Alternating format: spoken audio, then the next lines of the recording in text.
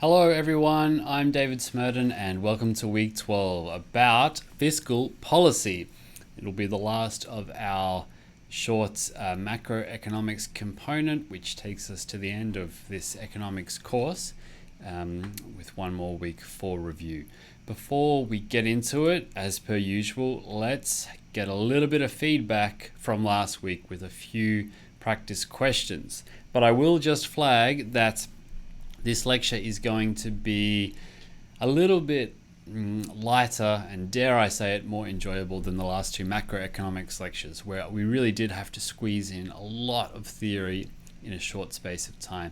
But instead, to wrap things up, we're going to bring things back to first principle, talk a little bit more about the relationship between macroeconomics and political leaning, the left and right side of politics, talk a little bit about the greatest debate in economics, which is always going on in the world about how the government should intervene in different, when the economy is not going so great.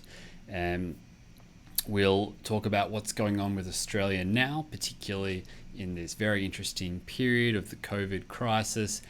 And you'll even see a rap video, and I promise you it will be the greatest rap video you have ever seen. So with that promise for enjoyment, let's get into it with a bit of feedback. I'll give you a couple of multiple choice questions. And the first one is, in the circular flow diagram, who supplies factors of production in exchange for income? Households, firms, the government, or all of the above? So if you want, pause your video now.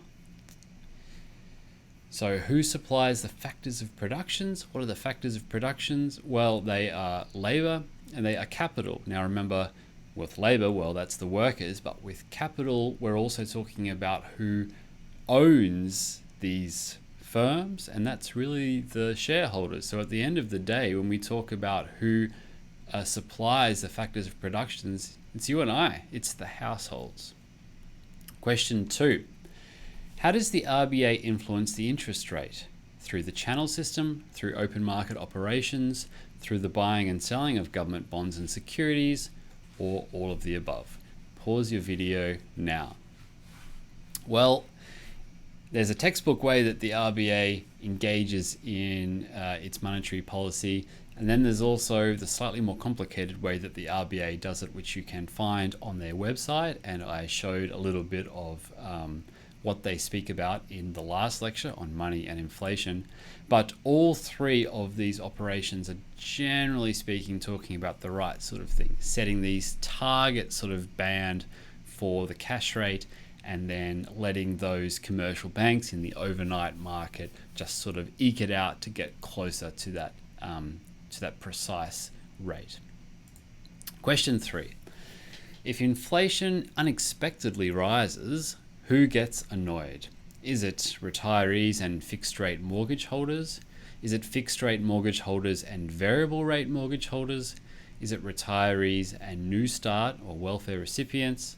Or is it variable rate mortgage holders and retirees? Pause your video now. Well, this was a bit of a tricky one. You may remember this from what we spoke about last week, but if not, you can kind of work it out, because when it comes to, say, holding a mortgage, we are borrowing from the banks, and we're told essentially how much we have to repay at some amount of time in the future. Now the question is, when inflation unexpectedly rises, that amount that we pay back in real terms, does it go up or go down? Well, if inflation goes up by a lot, then the amount we have to pay back, if it's a fixed mortgage rate, doesn't actually cost us as much as before. So fixed rate mortgage holders are actually quite happy, as are any borrowers when that interest rate is fixed, the nominal interest rate is fixed. For variable rate mortgage holders, less so, because the banks have the ability to change and modify those rates. They're variable after all when inflation changes. So variable rate mortgage holders aren't super happy. Retirees are also not very happy, because quite often they're thinking about pensions, which are fixed payments, or they've been planning in the future so saving cash for their retirement. In both of these cases, if they don't have the ability to gain extra interest or gain that extra income flow when the inflation rate goes up, that's going to annoy them because they're going to be poorer. So retirees and variable rate mortgage holders will both be annoyed. What about New Start recipients? Well, it's not New Start recipients because in Australia, New Start payments are indexed to inflation. That is, if the inflation rate goes up, automatically there's a mechanism that's going to increase those New Start payments as well. However, you may have read that people who get New Start are getting progressively worse off year on year. And that's because the cost of living for those on welfare payments is rising faster than it is for the rest of the population, just because the basket of goods that they typically purchase, or the money that they spend things on, the different weightings of those goods are on goods that where the prices is going up a little bit faster. So that's the answer to that one. Now, following on from that money and inflation lecture that I gave, it was chock full of information, and of course these topics can seem a little bit dry, particularly on the first pass through.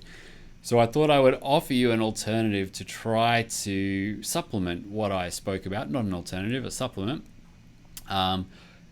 Some comic relief, I've called it. So there are some fantastic comic books here. Once Upon a Dime, The Story of Monetary Policy, and The Story of the Federal Reserve System, involving aliens. So it's essentially this idea of going to the first principles of things to do with currency, to do with inflation, to do with the role that a central sort of body controlling this currency can have. And to think of these in first principles, in this course, we've often talked about an island, when it comes to production and consumption and opportunity cost and specialization and trade. We think of this sort of stylized fantasy of a couple of islands. But then you may as well think about aliens, particularly alien civilizations who don't know about monetary policy and how they would be taught it for the first time. And these are actually a couple of comic books. I call them books, but they're really sort of short comics that were published by the Federal Reserve Bank of New York. And they're fantastic. They're really good. It's sort of a cross between Futurama and economics. And I've uploaded those onto Blackboard for you to take a look at. But I definitely recommend having a read of those when you're studying these topics as some nice relief to the somewhat drier lecture slides.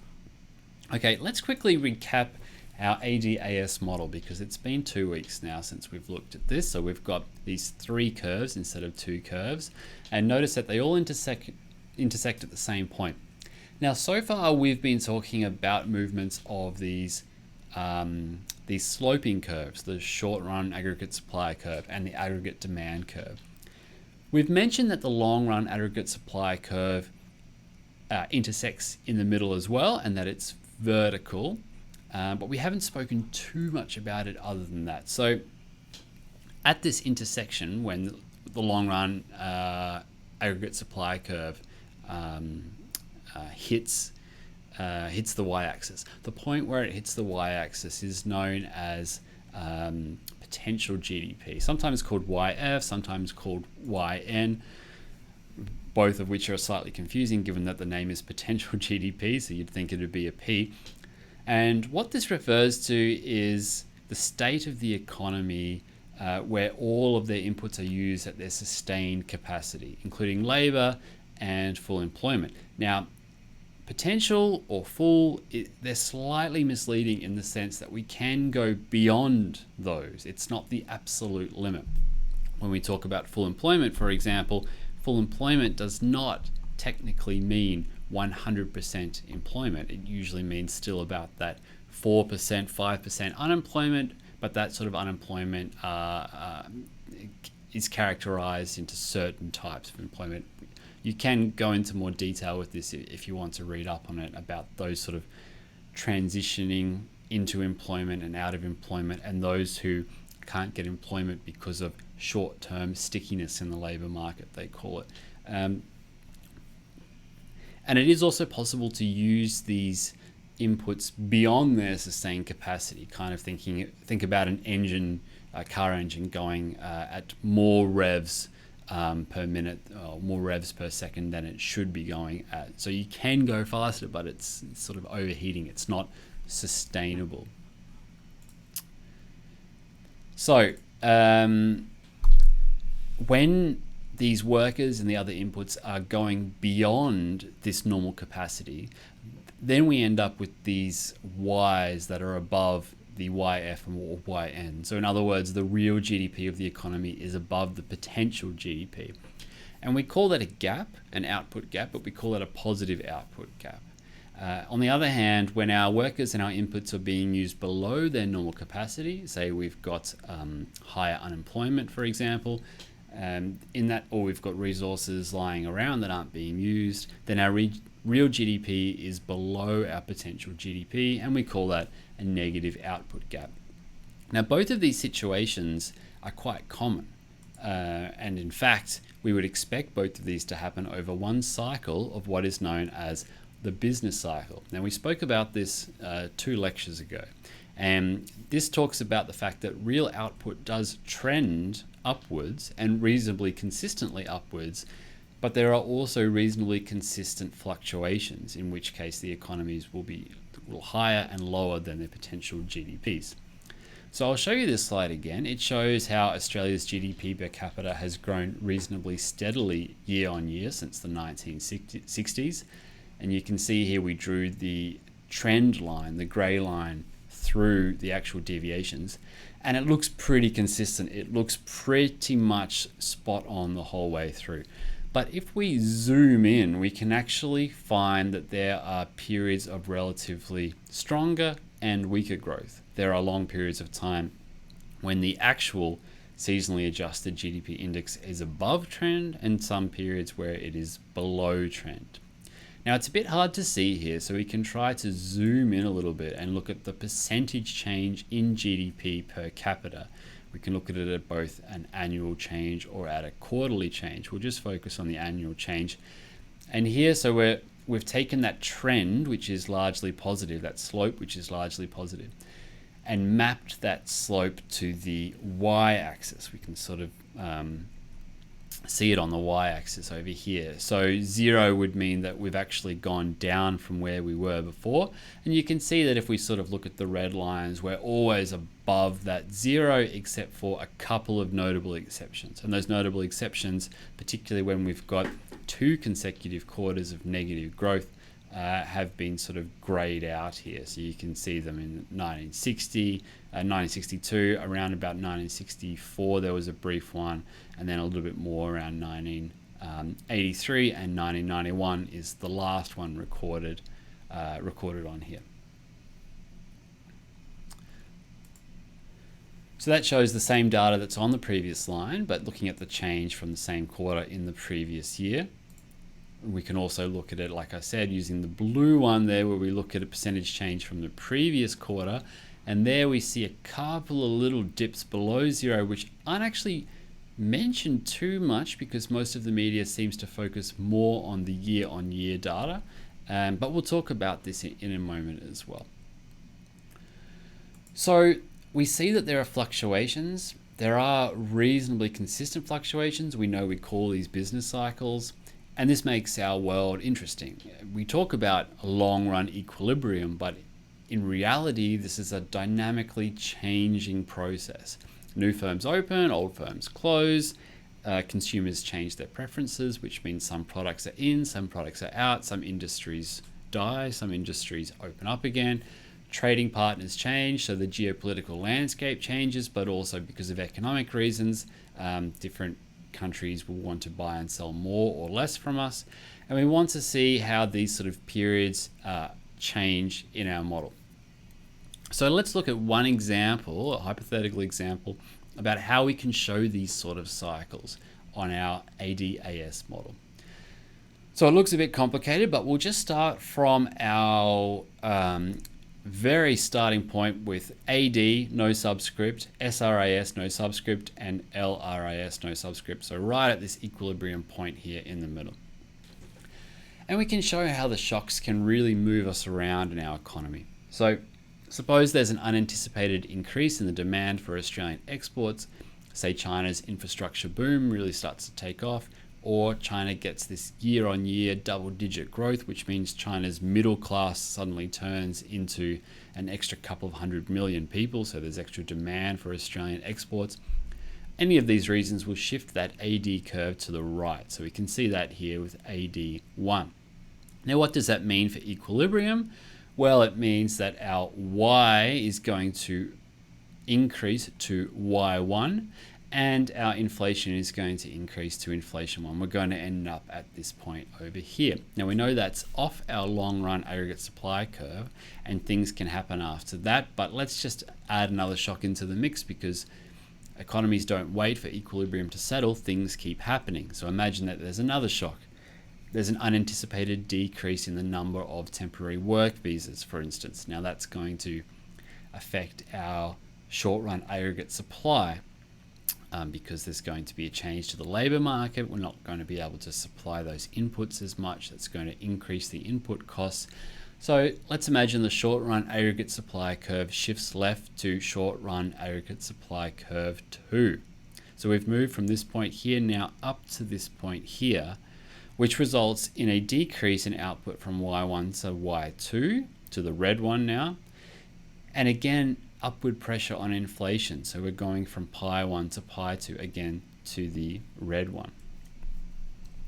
And let's add another one in now. Let's add a negative AD shock for some reason. Governments get upset with the Australian government. They start putting restrictions or tariffs on our exports, something like this. Many reasons, preferences change in Australia. So now we're moving from the AD1 curve to AD3. So we're moving from this point up here on AD1 down to AD3.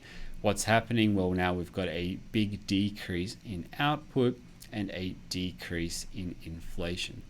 So we can show these sort of cycles happening from different exogenous shocks that can occur, but they can also happen naturally through internal pressures through the economy.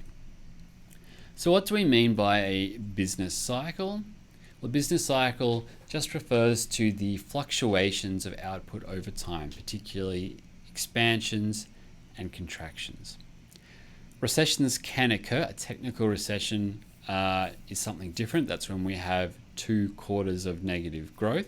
But for our purposes in the business cycle, a recession just refers to those periods of the business cycle when output is falling. So we're going down. It doesn't have to be negative, but a recessionary period means that in general growth is going down, maybe from say 2.5% to 2.2% or 1.5%. Whereas with an expansionary period, the business cycle output is going up.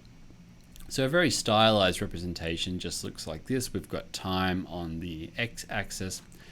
And even though our full employment, YF, actually might be the average GDP. Did I say full employment? I meant full output. So our potential GDP might be the average over this period. We can see that we've got, periods where things are going really well. It hits a peak, growth starts to go down. It hits a trough, growth starts to go up again.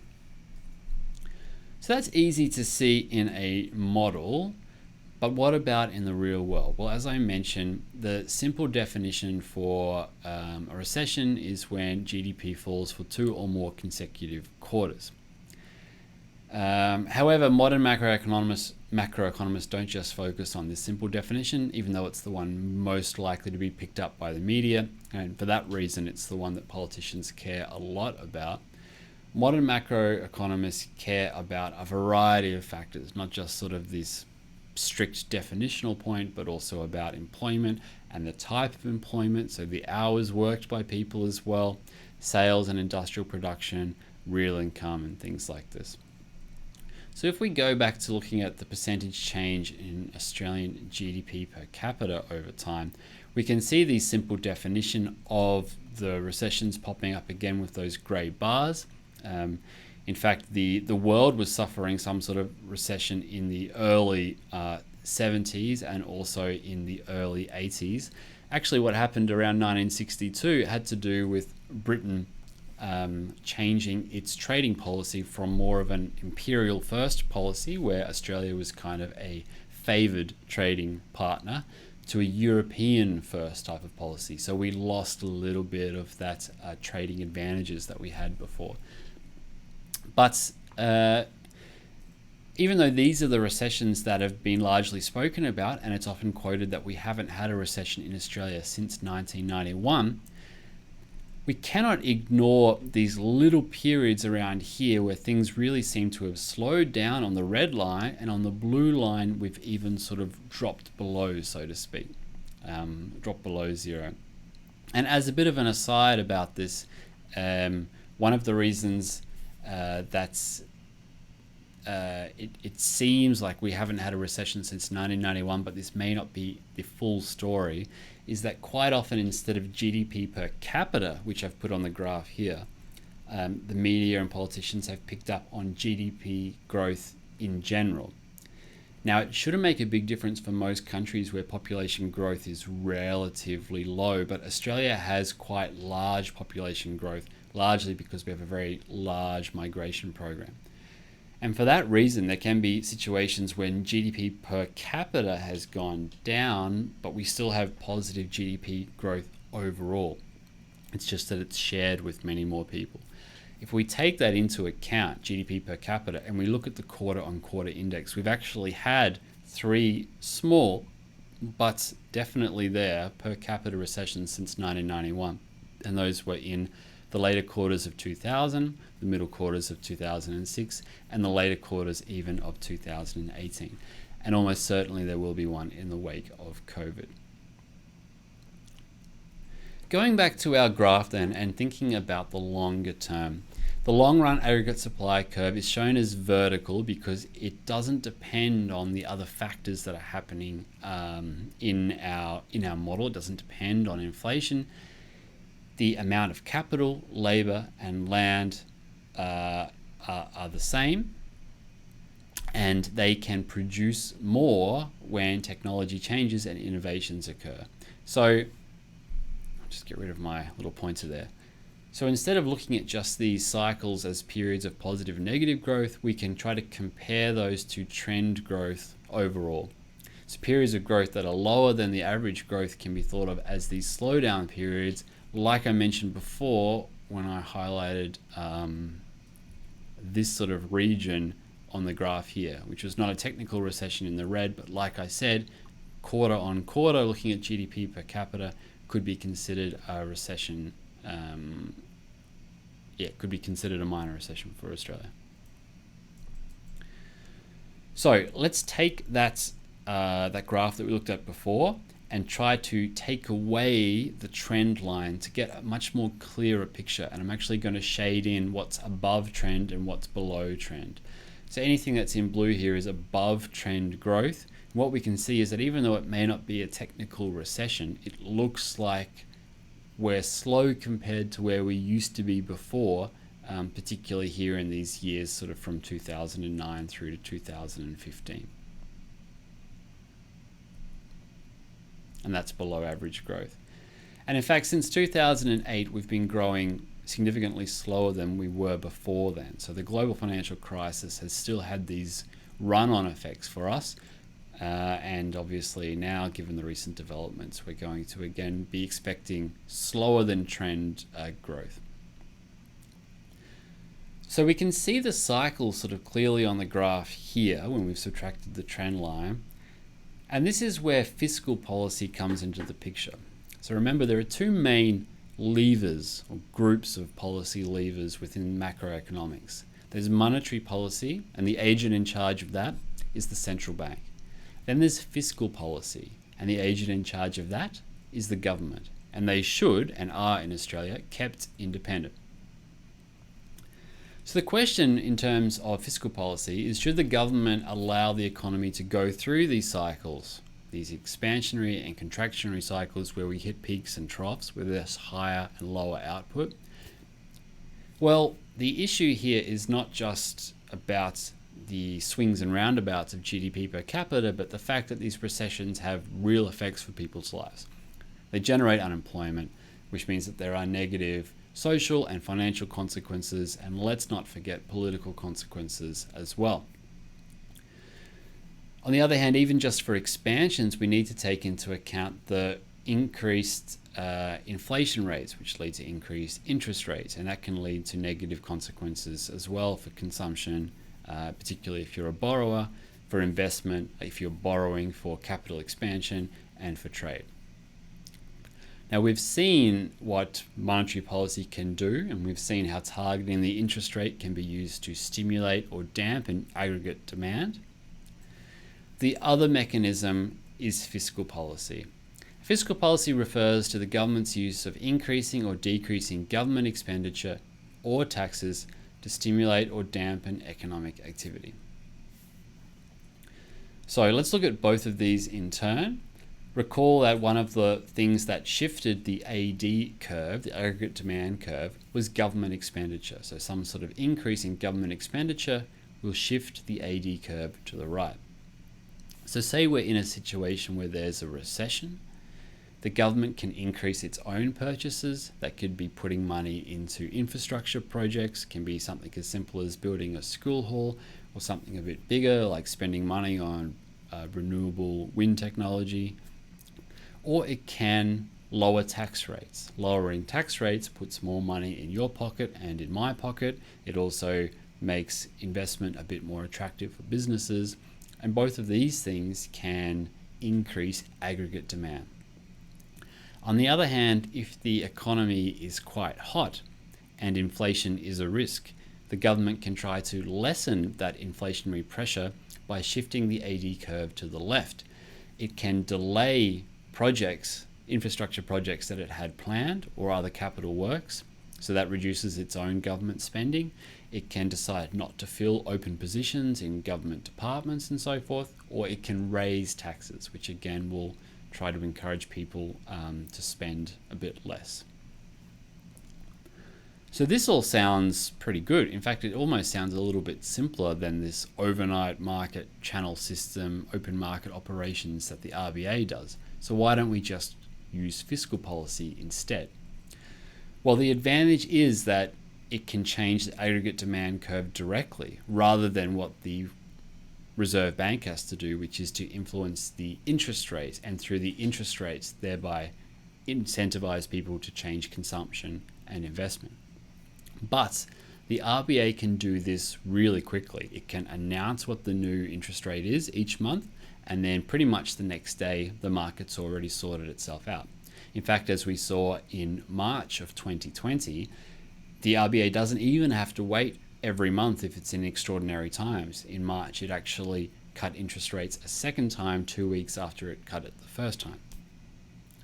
On the other hand, in government, there can be a lengthy bureaucratic and parliamentary process in order for some sort of new policy to be enacted, and there's actually no certainty that it's even going to be passed. And by the time that it is passed, it can be so long in the future that the situation may have changed. The government might be proposing policies as a response to a recession, so some sort of increased government spending or lower tax rates. And then by the time it's passed, we'll actually find ourselves in the opposite situation, in an expansionary period where these sort of new policies are actually going to exacerbate inflationary pressures. So that can be a bit of a problem. Let's look at how it works in practice then. Expansionary fiscal policy is just an increase in government purchases and or a decrease in taxes in order to stimulate aggregate demand. An increase in government purchases will increase aggregate demand directly and just move that curve immediately. A reduction in taxes has the sort of indirect effect that the RBA's change to a target cash rate has. So an indirect effect in that it's trying to change these things through changing the incentives about individuals' behavior. So it affects your disposable income. The goal of expansionary fiscal policy, it is to increase aggregate demand by more than it would have increased without the policy, and that is to shift it further to the right. And it makes sense when the equilibrium is below full employment. So whenever we're in this sort of recessionary or contractionary period. Contractionary fiscal policy is sort of exactly the opposite. We want to contract the economy. We want to try to cool it down a bit. We can do that in a direct way by decreasing government purchases, or we can try to increase the taxes. And by increasing the taxes, we reduce the rate of increase in aggregate demand, which also helps to put downward pressure on the inflation rate. And this is what we want to do when we need to cool the economy, so when we're in an above full employment equilibrium. So we've got a positive output gap. And here is a brief table that summarizes this. It's also known as counter-cyclical fiscal policy, because when we're in an expansionary period, we want to enact contractionary policy and vice versa. So the question then is, why do we want to do this at all? I mean, if the business cycles bring us back to where we need to be anyway, and the average is still going to be the same, but it's just a little bit of larger swings, why do we mind so much about this? Well, in general, economies don't like business cycles. Societies don't like business cycles. And they're bad for a variety of reasons. They're bad for households and for firms because we need to plan for the future. We need to plan for retirement. We need to plan for what we're doing next year. We need to plan for what we're doing in 3 years or 4 years or in however long it is. If you're at university now and you've got a 3-year degree, your plan is in 3 years to enter the workforce. So everyone's got these sort of plans in the short, medium, and long term. Obviously for businesses with long-term and short-term large expenditure projects, this is even more important. That sort of certainty is going to help us plan for our consumption, our saving behavior, and our investment.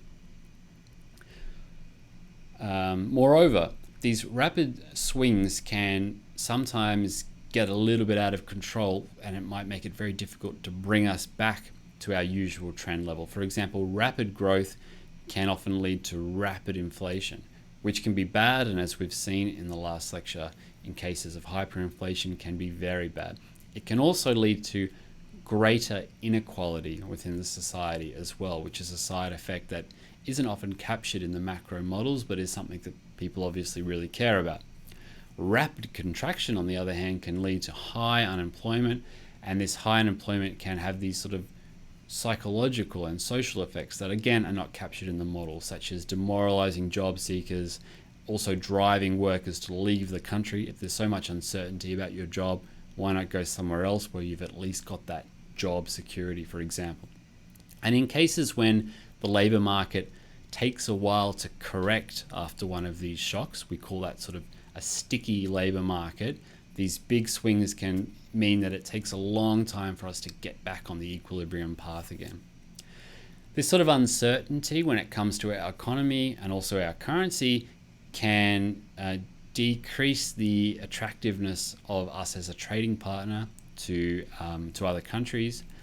And recessions are also big wastes of resources. You've got capital works sitting around not being used, factories not being used, workers not being used. You want to really minimize the time that you're in a recession, because you're essentially just wasting stuff. Things are depreciating, skills are depreciating. You want to get out of there as quickly as possible if you want to efficiently allocate the resources in your economy. And like I said, I mentioned inequality just before as well.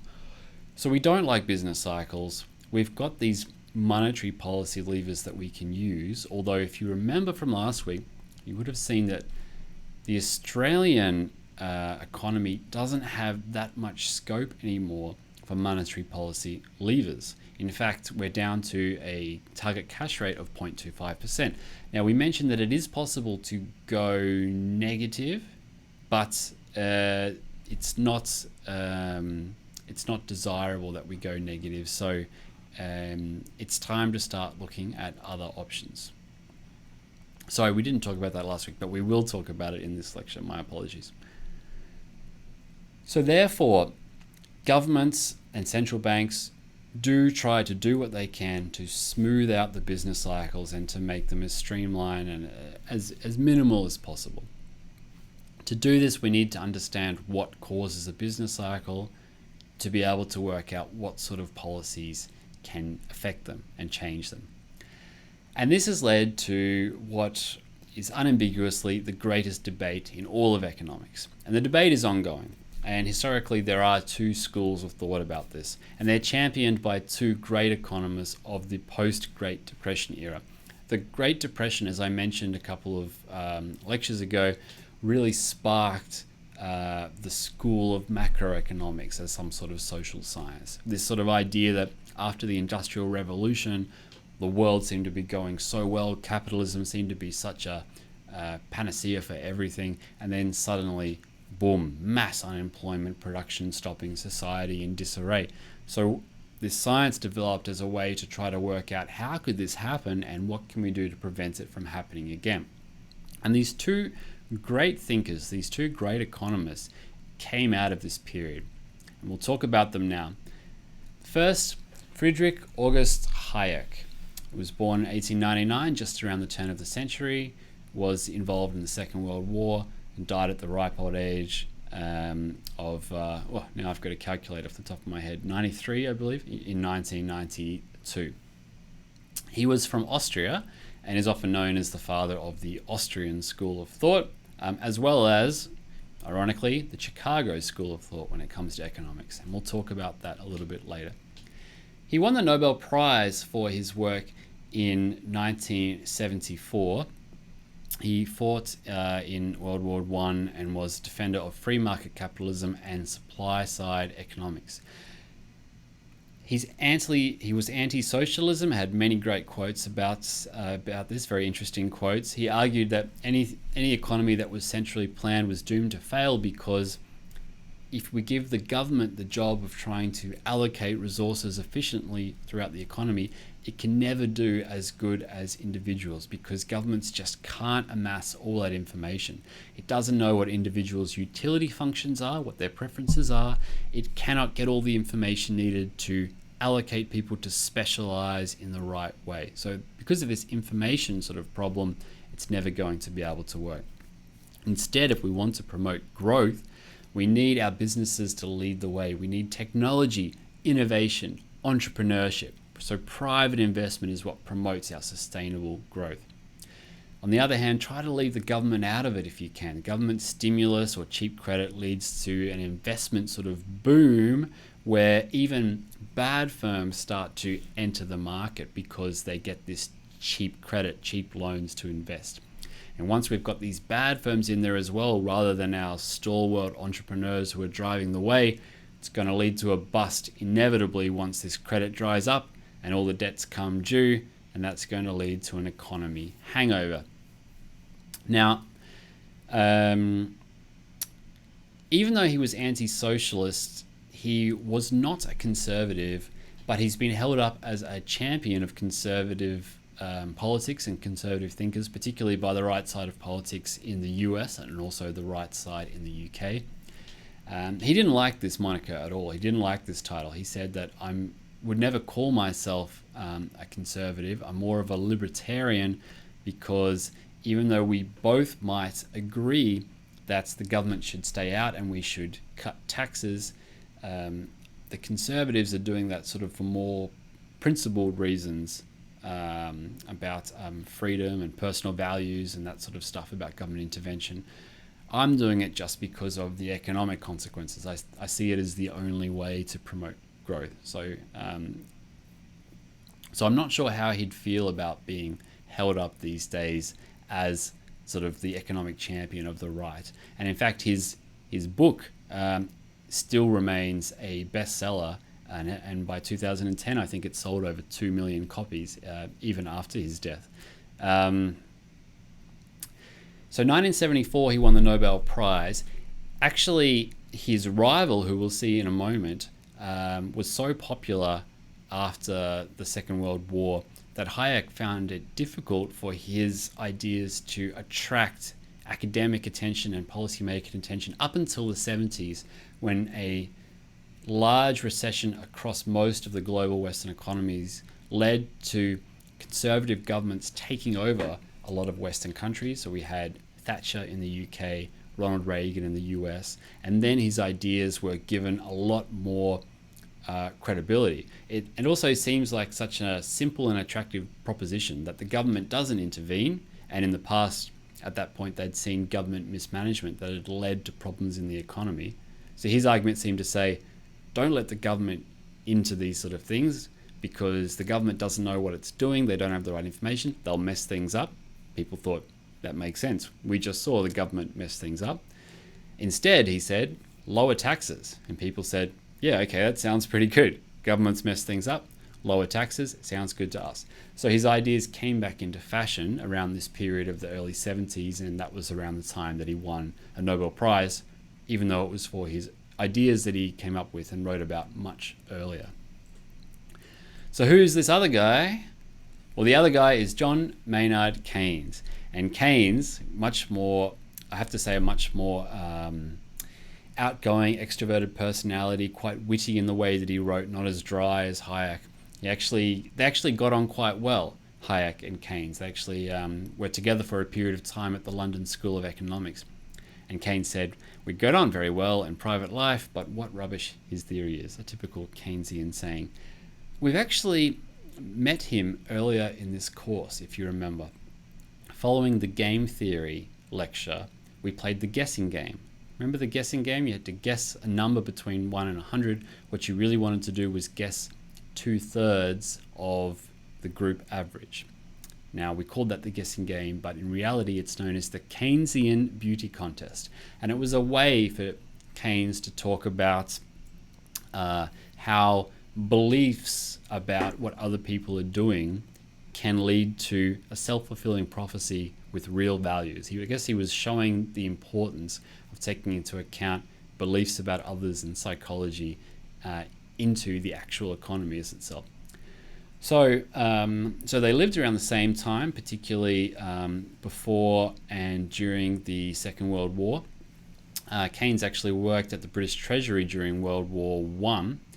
And during that time, he was one of the people who argued that the reparations demanded of the Germans would destroy the German economy, which in turn would flow over and hurt other economies, which proved to be true. We spoke a few weeks ago about, in the Money and Inflation lecture, about hyperinflation and how the Germans in between the two wars suffered one of the worst bouts of hyperinflation in the modern era, and the war reparations played a big role in that, and that then in turn affected a lot of the economies connected to the Germans, so a lot of the European economies, which also made the Great Depression much worse. He had a long-lasting legacy. He helped establish the World Bank and the IMF, two of the most famous and well-known institutions, financial institutions today. He made GDP something that should be relied on. He tried to use data and an empirical approach to get these sort of benchmarks to see how an economy is going. So he sort of pushed for GDP as a means of estimating resources in an economy, and particularly in terms of how much the US could afford to invest in a Second World War. And again, drawing on this idea from the guessing game, he brought more of this sort of psychology and beliefs into economics. He said that these booms and busts that we see are partially actually due to what he called animal spirits, that idea of bears and bulls. Now, you might know that there is a big statue of a bull on Wall Street in New York, so the bull market and the bear market. The bear market when people are pessimistic, the bull market when people are optimistic, and these can sort of lead to these sort of self-fulfilling prophecies in the market. So consumers get very optimistic, they spend a lot more, that fuels firms who produce more, which actually kind of justifies the optimism that the consumers had. What he says is that, well, if that's the case, then we've got these self-fulfilling prophecies and beliefs playing a role, then the economy is not necessarily going to recover by itself after a negative shock, at least not quickly. So governments have a role to play by intervening. They can help an economy to grow out of a slump if the government can promote spending. And if growth is going to be the consequence of spending, then actually we can afford to borrow a lot now. Even though things look bad for our economy, we can go further into debt. So sometimes you might have read about governments having these huge debt to GDP ratios, 80% debt to GDP, 100% debt to GDP. It sounds kind of crazy, but his idea is borrow a lot if it's going to promote growth in the future, because we'll be able to pay it back with interest. So two very well justified arguments by two great thinkers, but they are diametrically opposed. One says, government, stay out of it, you'll mess everything up and make things worse. Lower taxes instead. The other one saying, governments need to get in there. They need to promote spending to make things better. And if we're going to finance that, we might have to raise taxes. So completely different. And they kind of also echo the split in political orientation between the left and the right, between the liberal governments and the conservative governments. Let's try to take a simple version of what they're talking about then for this debate. We know that the economy is made up of this circular flow, and we know that the circular flow shows the way that money is moving throughout the economy, that value is happening, that income is moving, but the rate of that flow is very important. If it slows down or if it stops, we need to restart it some way. We need to get things going again. We can't sit in a recession for long periods of time because it's going to waste resources. We know that we've got this equation for Y, for GDP, which is C plus I plus G plus N minus X. Plus X minus M plus net exports plus NX. So how do we stimulate these things? Well, Keynes says, let's stimulate the C, the I, and the G through aggregate demand. And we'll do that by government spending, which will encourage people to increase the C, which will encourage firms to increase the I, and we'll even just increase the G ourselves directly. So we're looking at the demand side of things. Hayek, on the other hand, says, don't look at the demand side. Focus on the supply side of things. Let's stimulate entrepreneurship and aggregate supply. Let's offer to lower taxes for them. Let's reduce. So if we're not going to spend the money on aggregate demand like Keynes, then we may as well use that money we would have spent to lower taxes, stimulate our firms to get into gear. Let's deregulate. Let's take away any sort of restrictions or any other barriers that are stopping our firms from getting going and our entrepreneurs from getting going. And even though monopolies sound bad, let's allow some sort of short-term monopoly profits if firms are willing to invest in the technology. So we'll give them incentives to make profits, but it means that it'll get our economy going as a whole. So different sides of things that also look at demand side economics and supply side economics. So our simple toy example, we'll go back to islands, our last island example for this course. Imagine you've got an island where people live simply and grow their own food, life's good, resources are plentiful. Alberto's on the island and he thinks there's going to be enough future demand for him to build a large expensive farm to grow more food efficiently. Sounds good. He borrows money, goes into debt, starts building the farm. However, when he gets halfway through building it, we go into a different part of the business cycle.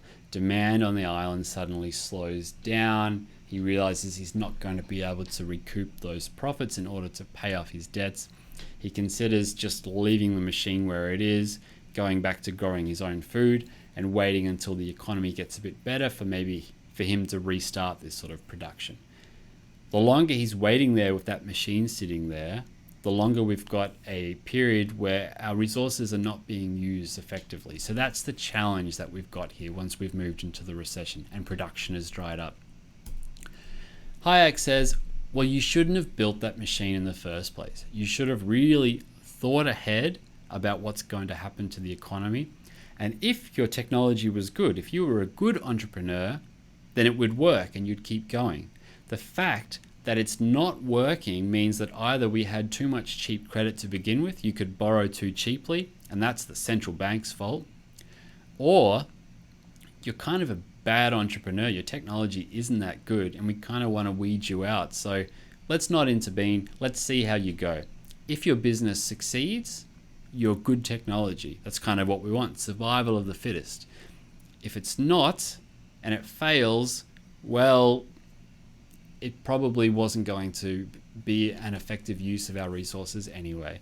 The market's going to correct ourselves. We're going to get ourselves back there in the future, back on course in the future. So it's kind of fairly brutal way of looking at things. Keynes, on the other hand, looks at things differently, even if it's the case where he says, well, Alberto shouldn't have made this decision in the first place. It doesn't mean that we just let him rot. Alberto says, Keynes says, if Alberto stops building, he's going to fire his workers, and that's going to be bad. We want to stimulate demand to, as quickly as possible, get ourselves out of this recession and back on track. Let's make it so that it's worth it for Alberto to keep going. His problem at the moment is there's no demand. Let's give the money to the people so that they can go and buy the food. If we have to borrow to do it, we'll do it. So that's a simple island example. Looking a little bit deeper into it, Hayek, like I said, which also he's also spoken about synonymously with the Chicago School of Thought and this sort of supply side economics, and the approach taken by Margaret Thatcher in the UK and Ronald Reagan in the US.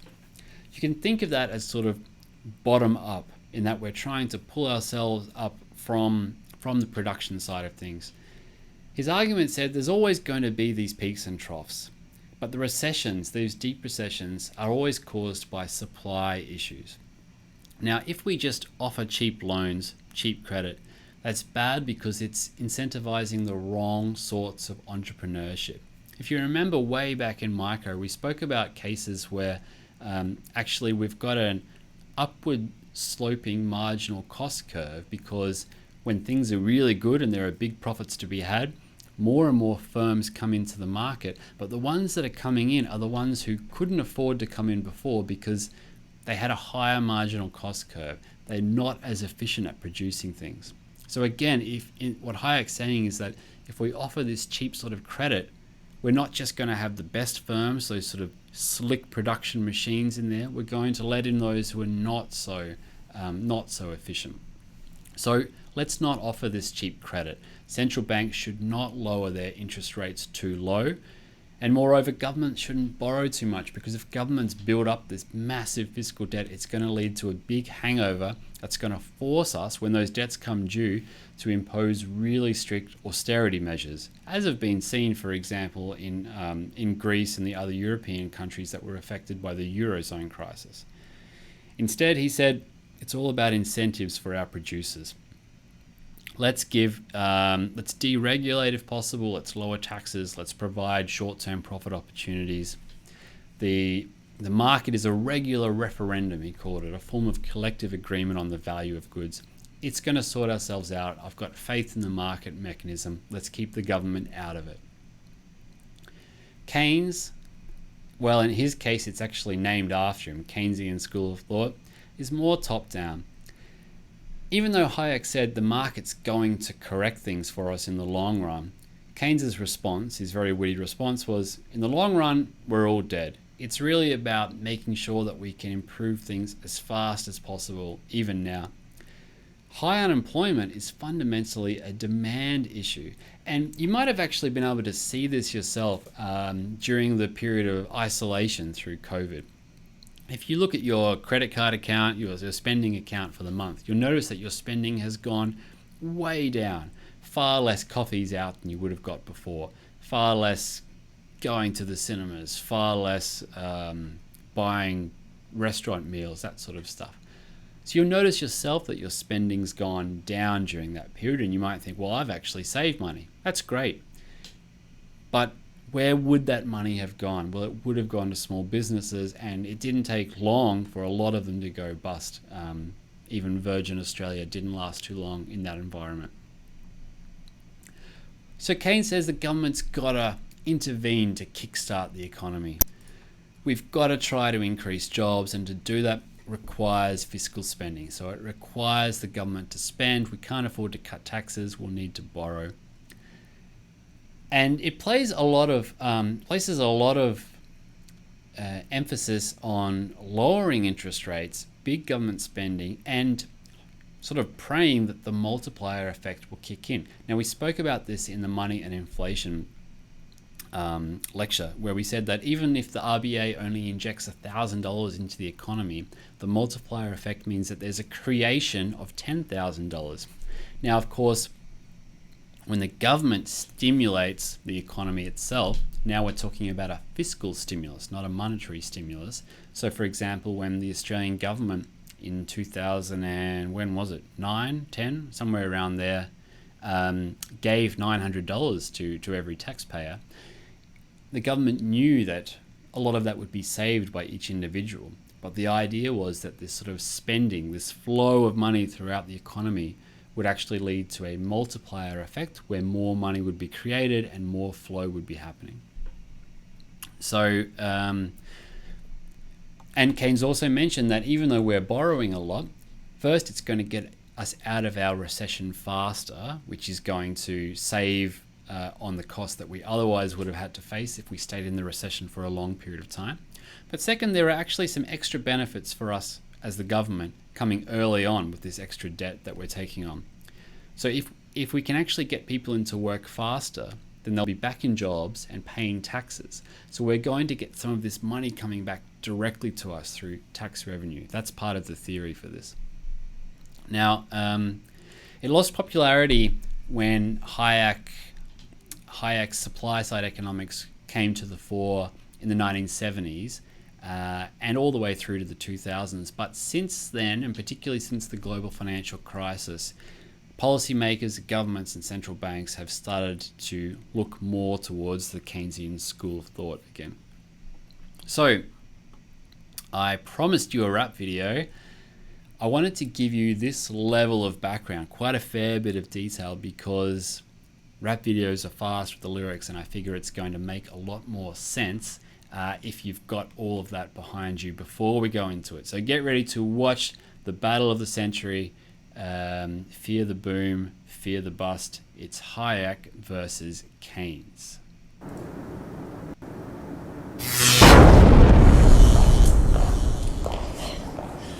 Lord Keynes, welcome, sir. It's a pleasure. Lord Keynes, welcome, sir. It's a pleasure. The pleasure's all mine.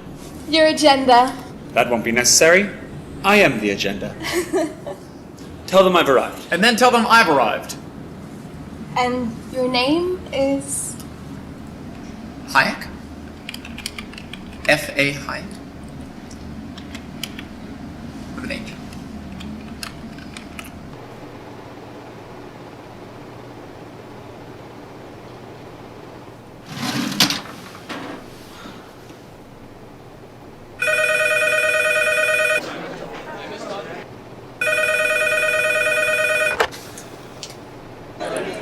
Freddie. Yep. Keynes. Hey, listen, party at the Fed. Already? 20 minutes. Lobby. John Maynard Keynes. F.A. Hayek. Yeah, we're opposed.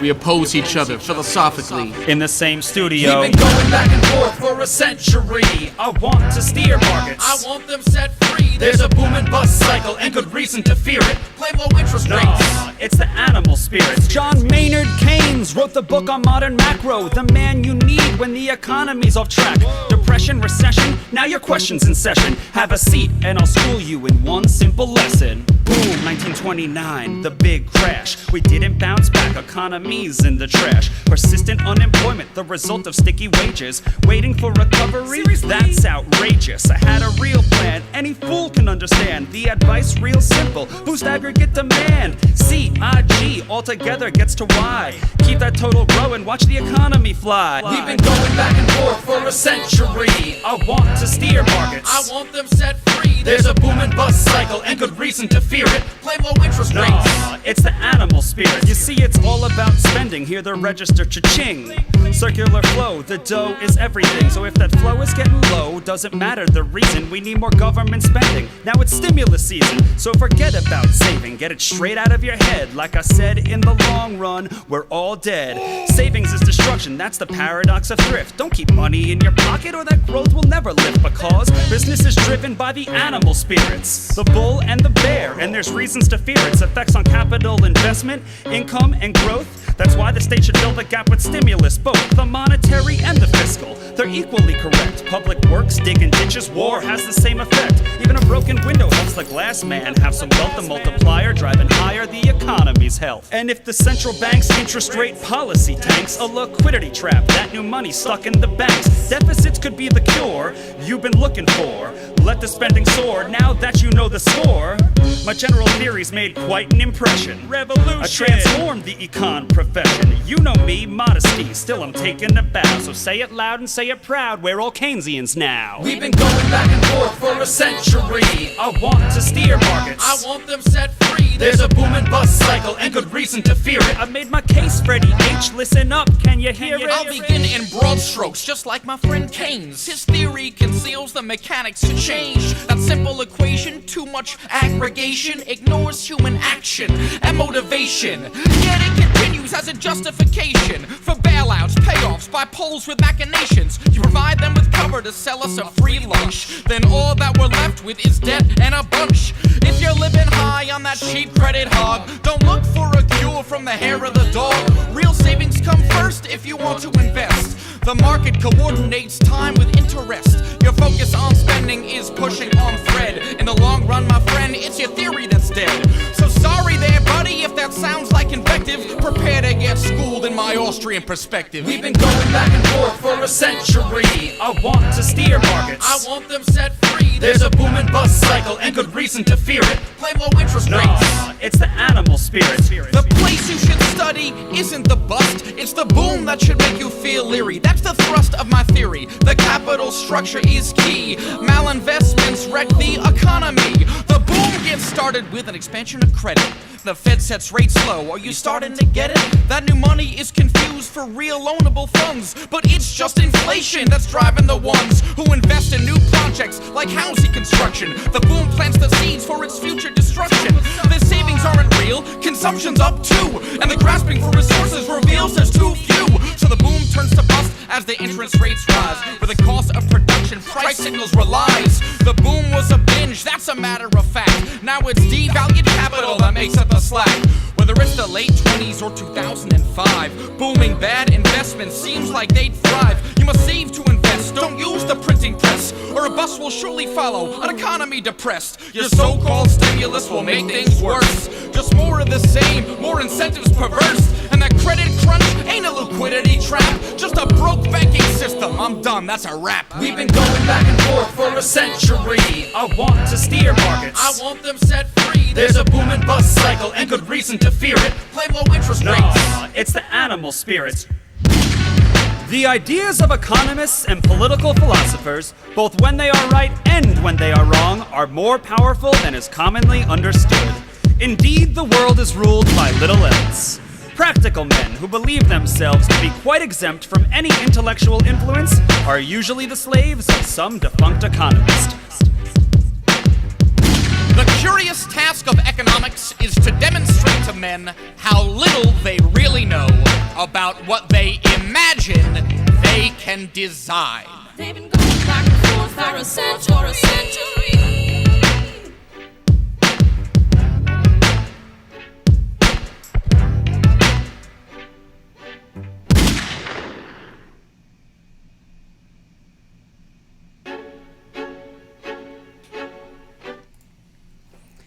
Alright, well, I hope you enjoyed that. Like I said, surely the greatest rap video ever made. And I like that they also tried to bring some elements of their personalities into it as well. Like I said, Keynes had a reputation for being a great writer, very witty, very charming. Hayek for being a little bit more somber about these things. And like I mentioned, Hayek actually struggled to publish in the academic world of economics after the Second World War, when Keynesian economics really was put on a pedestal. And then it was only in the 70s that he was sort of started to reach a bit more of the fame that he's known for now, with the sort of sweeping conservative governments in Europe and the United States.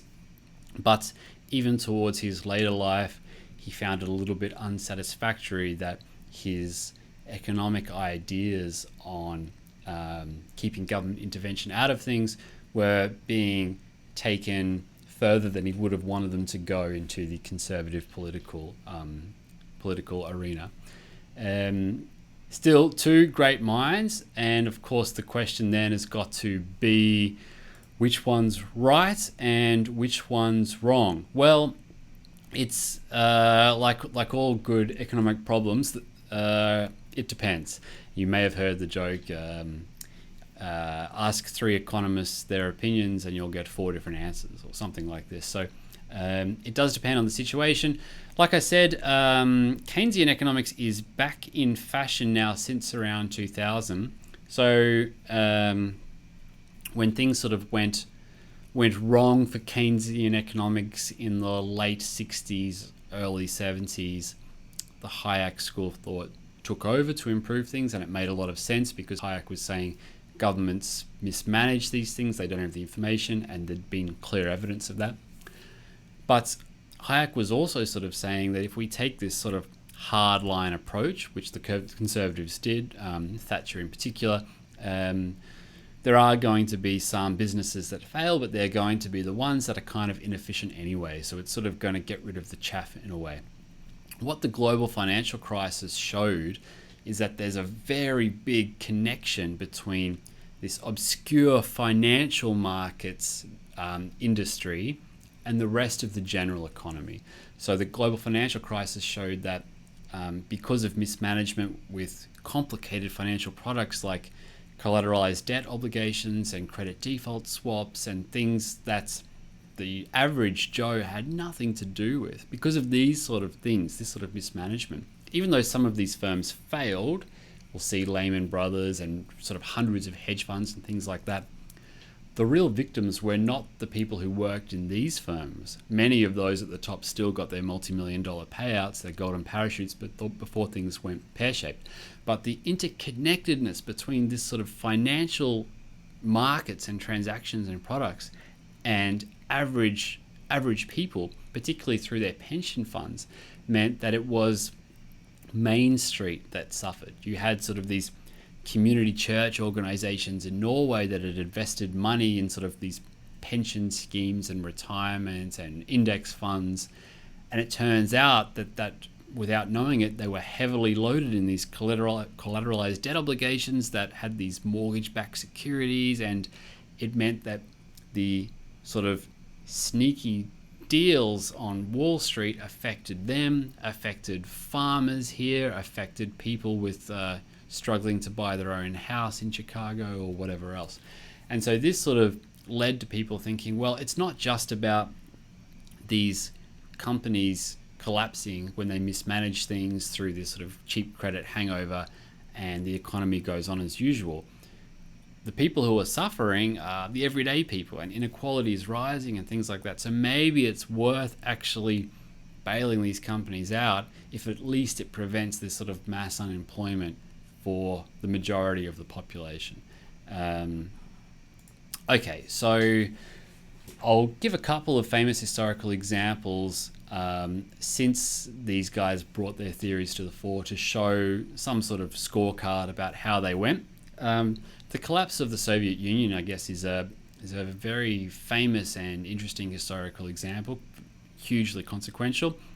Actually, during Stalin, the USSR had the fastest growth rate in the world, supposedly. And particularly during the 1930s, 40s, the USSR gained through effectively just efficiently reallocating resources. And it seemed like a huge advertisement for a centrally planned economy. Basically, they controlled, well, multiple countries, and they decided that this production would be much better if this was here and these people were working here, and we shifted production over here and we made a supply line through here. So basically they tried to, the government had the ability to avoid any sort of negotiations along trade lines or anything that involved multiple parties coming together and bargaining, because they just said, we do this, we do this, we do this. And by moving the resources around in the most efficient way, they actually had rapid growth. But the problem was that at some point that sort of maxed out. They'd done all the efficient reallocation they could do, and from that point on, an economy really only grows through technological improvement and that wasn't happening. And why wasn't that happening? Well, it was into areas where the government was pushing people to innovate, such as space travel. But, and this goes to Hayek's point, there were no built-in incentives for companies to invest in research and development, to expand, entrepreneurship, to try new technologies. And why not? Well, in Silicon Valley, there were those incentives because there were huge profits to be made if you invested in these things and you were successful. In the USSR, if you were successful, those profits would just be taken by the government and then reallocated. So you didn't have those sort of incentives. So Hayek would say that was the problem. You don't have those incentives on the supply side for entrepreneurs or for workers. For Keynes, on the other hand, his approach would be to say, well, it's kind of like Alberto left his machine half finished, production stalled, the economy's contracted, and you didn't have that demand side stimulus. And it is true that following the breakdown of the USSR, there were huge, particularly capital works and infrastructure left around the place that weren't being used, so that obviously wasn't an efficient allocation. But overall, it's the Hayek argument that really hits home here. And there's a huge branch of macroeconomics looking at growth theory and the importance of technology and innovation. A far more recent example is the global financial crisis that I spoke about before. Now, while this was going on, it was a very important and stressful time for governments and central bankers in the US in particular, in also most of the OECD countries, including Australia. So what to do when these big financial institutions such as Bear Stearns, Fannie Mae, Freddie Mac, and AIG are about to go bankrupt because their balance sheets are oversaturated with exposure to these securitized products that are actually worthless or largely worthless in the wake of the mortgage crisis.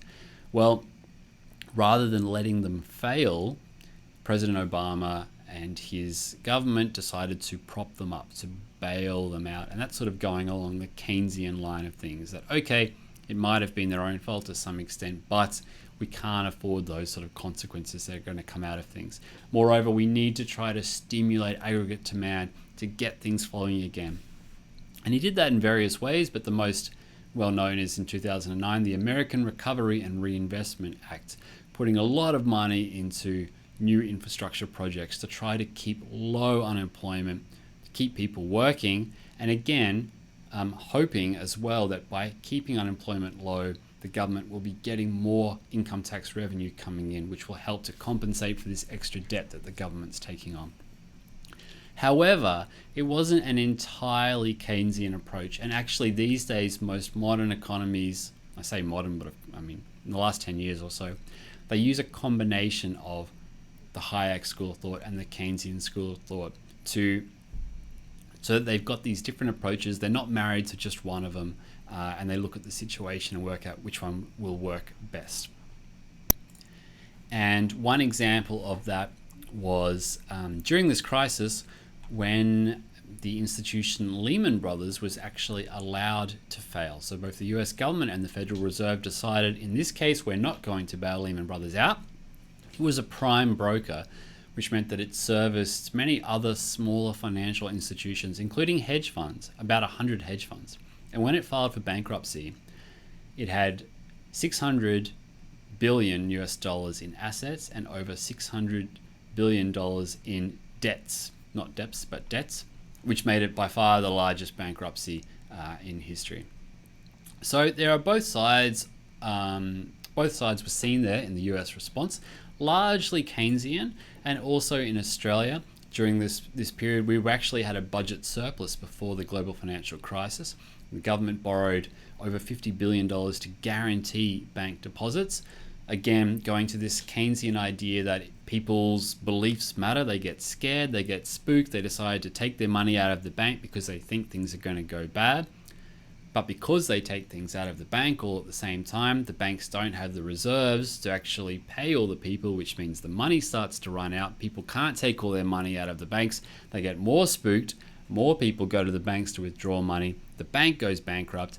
And the original people who had these pessimistic views, whether they were right or wrong, have now been proved right, a so-called self-fulfilling prophecy, also known as a bank run. So the government guaranteed bank deposits, and by doing that it tried to introduce calm into the economy and sort of say, well look, there's no reason to be pessimistic because in the worst case scenario we'll guarantee your money, so don't go to the bank and take it out right now. And that seemed to work to some extent actually. We had no incidents of bank runs in Australia during that time. And then there was also this $900 stimulus per person, and again the idea was to use the multiplier effect so that even though some of this money would be saved, the rest would be spent, and that would keep the economy going, prevent some small businesses from collapsing, which means that would prevent them from having to fire workers, which means people would still be employed and have income, which means they would still be spending money, which would keep small businesses going, which meant they wouldn't fire workers, and so forth. That's the idea. So Australia was one of only 4 developed countries to avoid a technical recession during this period. Israel, Poland, and South Korea were the others. As I mentioned before, these definitions about what is and what isn't a technical recession, take them all with a grain of salt. Obviously, they are useful measuring sticks in general, but there are other reasons for why that might be the case. In the case of Australia, I'll just tell you that one of the biggest reasons we didn't go into a technical recession was not due to any conscious policy making on the part of our government, but actually we had far stricter prudential banking requirements than the US and other European countries had. Now, what do I mean by prudential banking requirements? Well, these are requirements about how much capital a bank has to store in reserve and preventing banks from borrowing heaps of money and leveraging themselves to large extents to try and make crazy profits in bull markets, in good markets, which was the problem in the US when things turned bad and all these debts came due. Now, the reason we had these stricter rules in place was actually in response to an insurance company collapse in Australia, HIH, some decades earlier, which had led to large-scale job losses. And so in response to this thing, which had nothing to do with the global financial crisis, we put in place these stricter prudential regulations through our regulatory body, APRA, in Australia, which meant that our banks were actually in a more solid position when the global financial crisis hit. So that was another reason that helped us to avoid a technical recession.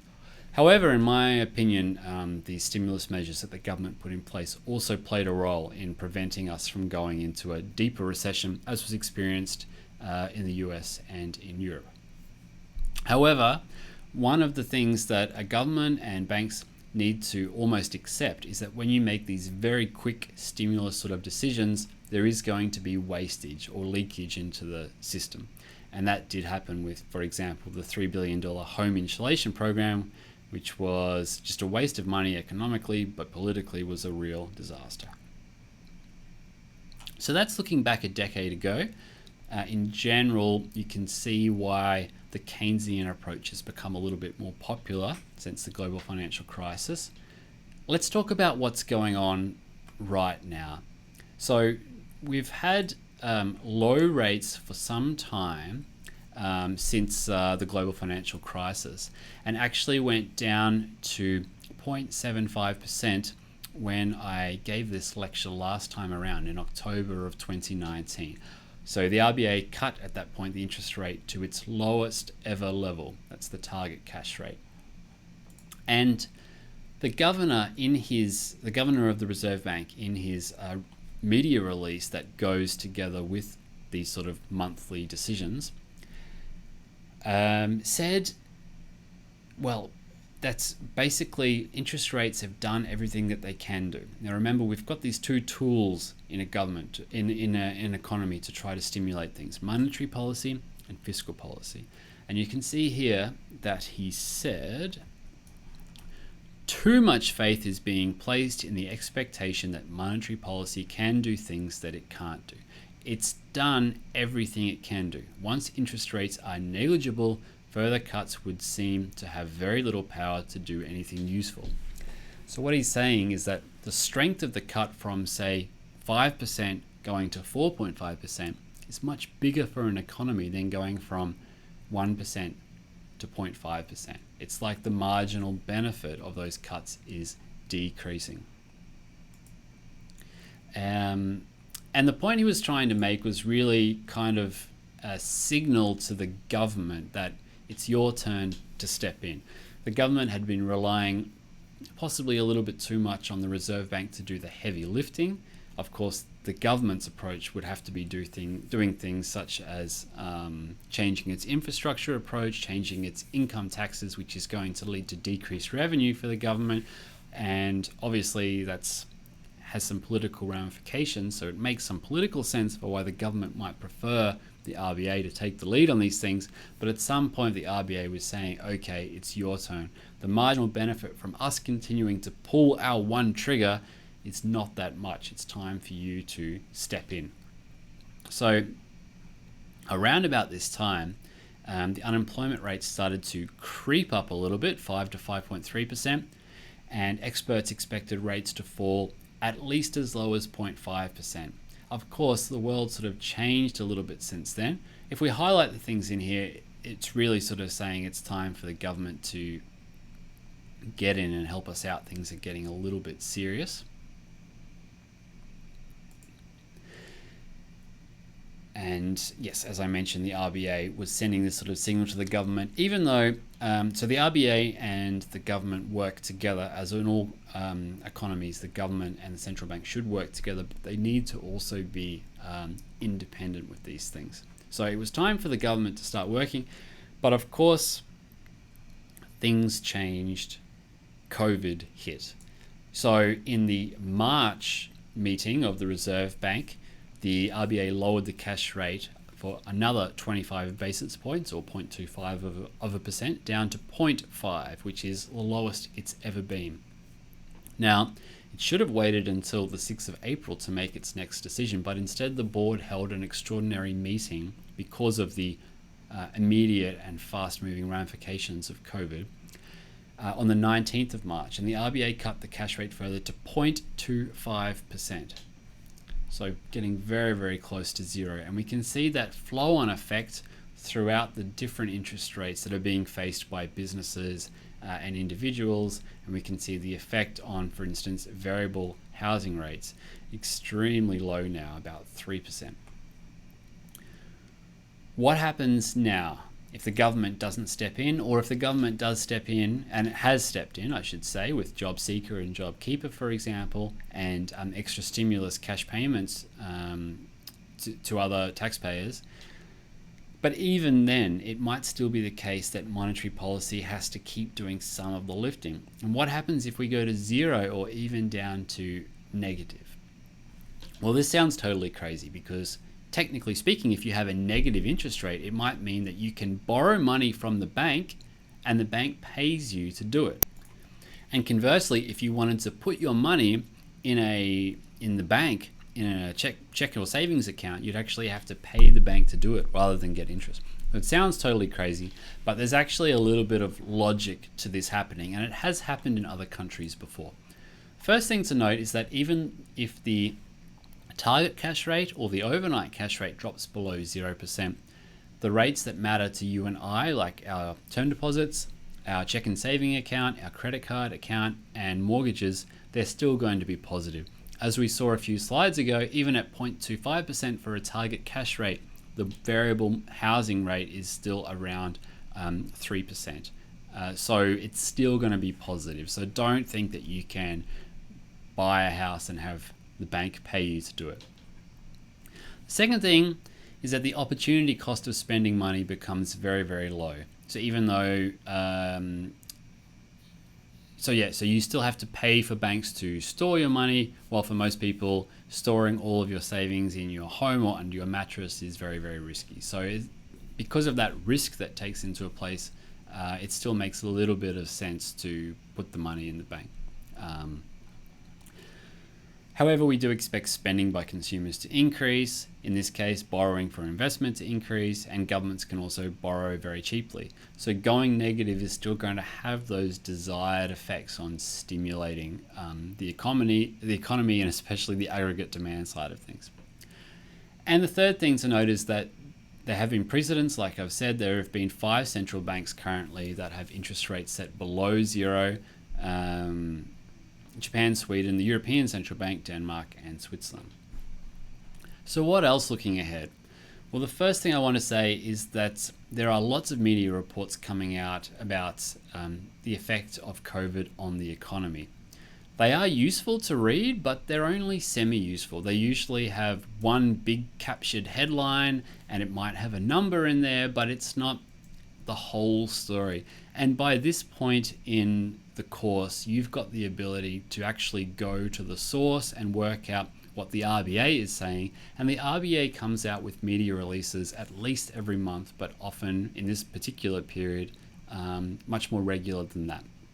So for instance, if we take the 5th of May statement by the governor of the Reserve Bank, and here he's talking about the board deciding to maintain the current policy settings and in particular the target cash rate of 25 basis points, you can read about his rationale and also what the RBA expects to happen in the future by going through this sort of stuff.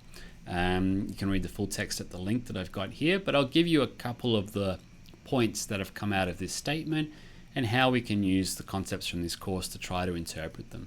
So one thing he said is that looking ahead in the baseline scenario, output falls by around 10% over the first half of 2020, and looking at the year as a whole, remember that's how we normally assess GDP, by around 6%. But he thinks it's going to be followed by a bounce back of 6% next year. So we've already got some idea of forecasting GDP. What about unemployment? Well, he says that unemployment rates peak at around 10% over coming months, but is still about 7% at the end of next year. So why is it improving so quickly? Well, it's about this stickiness that I mentioned, the fact that the labor markets don't adjust and clear instantly. It takes a while to get this new hiring happening, searching for jobs and so forth. So these crazy numbers that you see coming out of the US, unemployment is now 22% or whatever. It is an indicator of what the forecasted future unemployment is going to be, but you shouldn't directly compare it to what we've had before because we're in this transition period where there is, like I said, a little bit of out of equilibrium play in the labor market. So 7% is sort of more the number we're interested in, which is much more than 5.3%, which is what we had at the end of last year, but it's not sort of 10%. And he says, well, the lower unemployment rates, it can be lower than this if, for example, the reduction in labor demand is accompanied by a larger reduction in average hours worked rather than by people losing their jobs.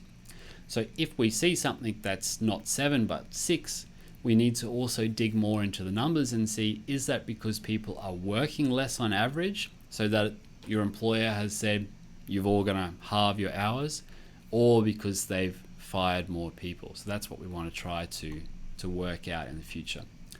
And what's that third macroeconomic goal? Well, we've had output, GDP, we've had unemployment. The third one is about inflation. And again, the RBA talks about this, the governor talks about it in his media release. He talks about the CPI, the Consumer Price Index.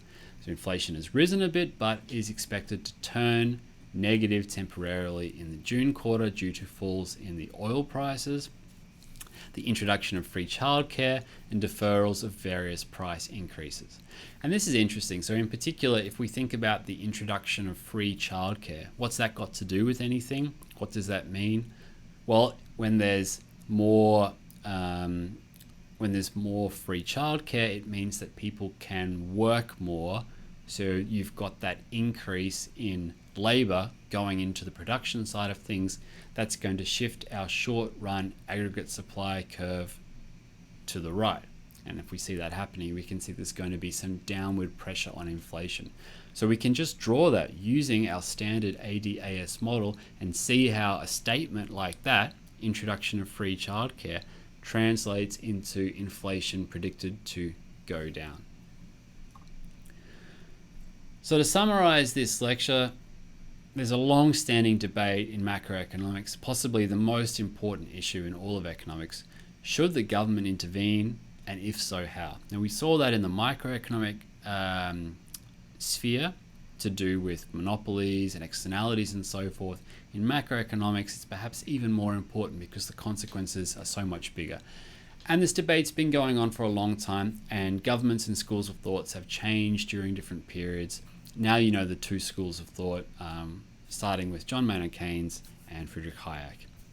It's important to be able to choose the right levers and to react correctly, to know where the economy is in the business cycle and which direction it's heading. And finally, we're in unprecedented times at the moment. In a sense, it's going to be an example that's going to be used in textbooks in economics textbooks for the future all the time. But it's important for you as well, for planning for your future, the decisions you're going to make to do with your future employment and your future purchasing decisions, to know where you think we're going to go. And you've got the tools now to be able to just go straight to the RBA website, check out their media releases at least once a month when it comes out with the big board decision, and look for clues about what's going to happen. If you enjoyed this lecture and you like that debate, that rap battle, there is actually a second rap battle that the same guys put forward on YouTube, which I very much encourage you to check out. Otherwise, I hope you enjoyed this lecture. That's the end of macroeconomics and the bulk of the content for this course. I've been David Smerdon. Thanks a lot for listening.